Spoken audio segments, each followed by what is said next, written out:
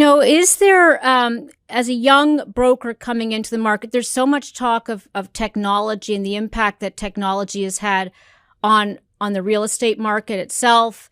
What are you seeing at this point in terms of the degree to which technology is disrupting or helping your industry?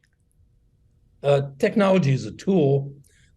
20 years ago, I was quoted widely as stating that real estate agents didn't need technology. The vast majority of the real estate agents needed leads. That technology did morph into a lead generating system, but now you're looking at all the various leads being generated in the United States is in the billions, that's with a B, a year. And so it doesn't necessarily mean that it's a high quality lead.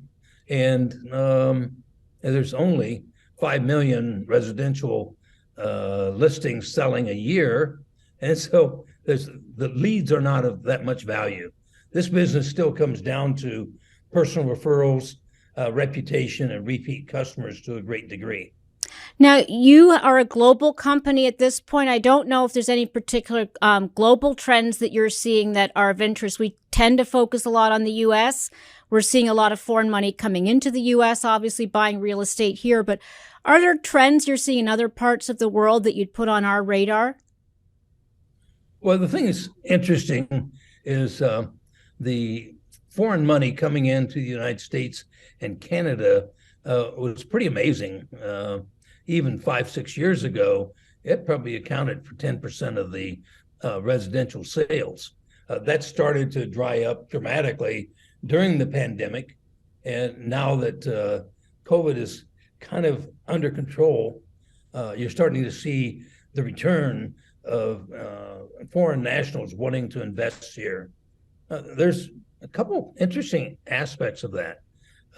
Many people are concerned about their own economy, and if they achieve some wealth, they try to get their wealth out of their country into a more stable environment like the United States or Canada.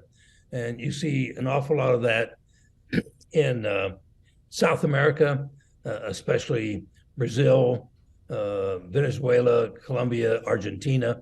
And so people are looking for getting money out and safe and secure to where it can't be taxed to pieces by some foreign governments. You're actually seeing the same thing to a great deal with Europe. And of course, the Asian money was very, very strong.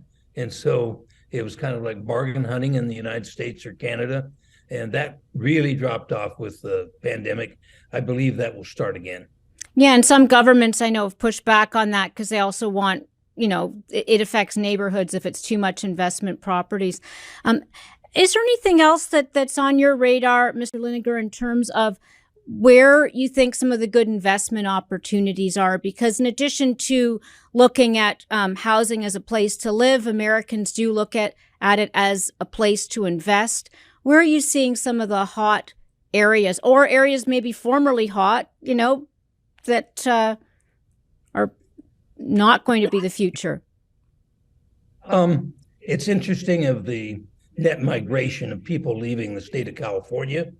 They're fed up with crime, fed up with policies of high taxation.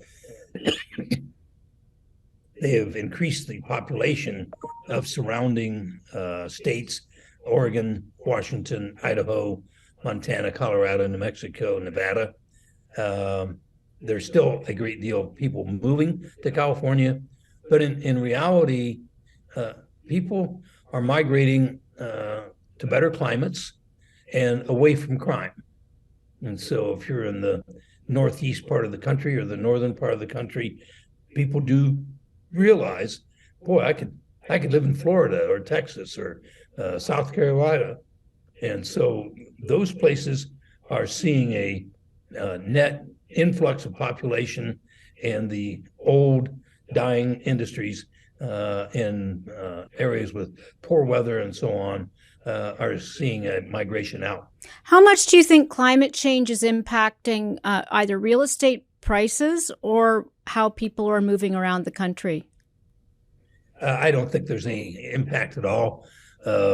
there's two sides to every equation, and the green people are talking about how devastating we're creating our planet, and that we've got to control everything. There's another side that says the cost and the damage we're doing with lithium batteries, windmills, and so on is probably overrated. And so I think the typical home buyer does not worry about climate change.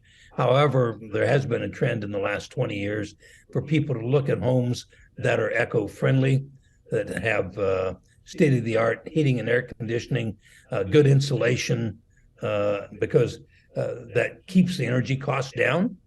And so that's a selling point for people just as much as having a nice kitchen. Yeah. Well, and I'm sure insurance rates obviously are changing too in places like Florida as we see more going on there.